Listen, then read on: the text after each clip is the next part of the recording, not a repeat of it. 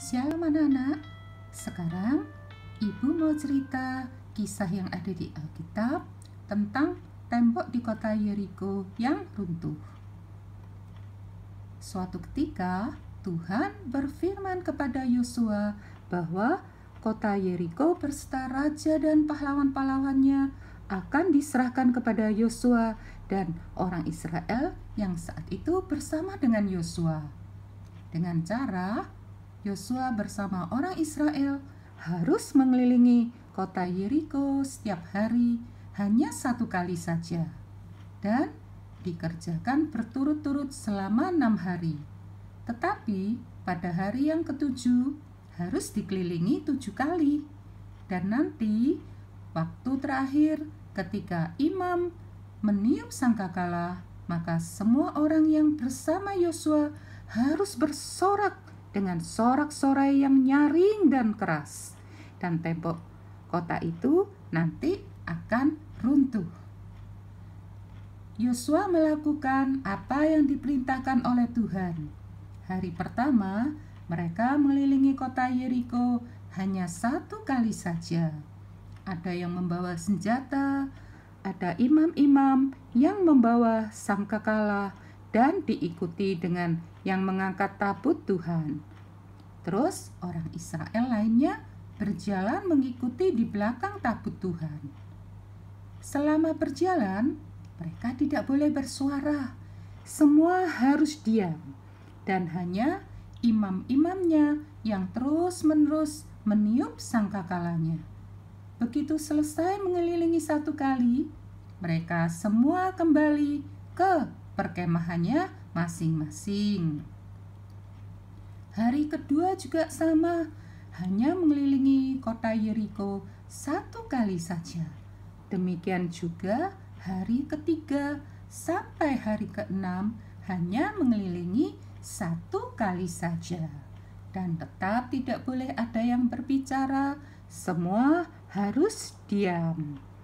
Hanya ada suara sangkakala yang ditiup oleh imam-imam. Tentara-tentara Yeriko jadi merasa heran. Mereka merasa aneh dengan tindakan yang dilakukan oleh Yosua dan orang Israel yang bersamanya. Pada hari yang ke-7, pagi-pagi sekali, semua sudah siap. Karena hari ini mereka akan mengelilingi kota Yeriko sebanyak 7 kali. Dan Yosua juga mengingatkan, nanti waktu mengelilingi yang ke-7 kali, ketika sangkakala dibunyikan, maka semua harus bersorak-sorai dengan suara yang nyaring dan keras. Mereka semua siap berjalan di hari yang ke-7. Rupanya, tentara yang menjaga kota Yeriko ketika melihat Yosua dan orang Israel mengelilingi lagi, mereka sudah tidak khawatir karena mereka merasa sudah 6 hari hanya berjalan berkeliling begitu saja. Jadi mereka santai, bahkan masih banyak yang tidur. Ketika pada putaran yang ke-7, waktu imam-imam meniup sangkakalanya dengan panjang, berkatalah Yosua, "Bersoraklah, sebab Tuhan telah menyerahkan kota ini kepadamu."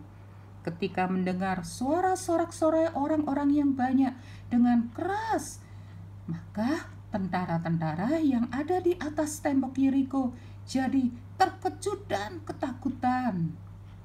Dan saat itu juga runtuhlah semua tembok yang mengelilingi kota Yeriko, sehingga Yosua dan orang Israel yang bersamanya semua dapat masuk ke dalam kota Yeriko dan mengalahkan semuanya.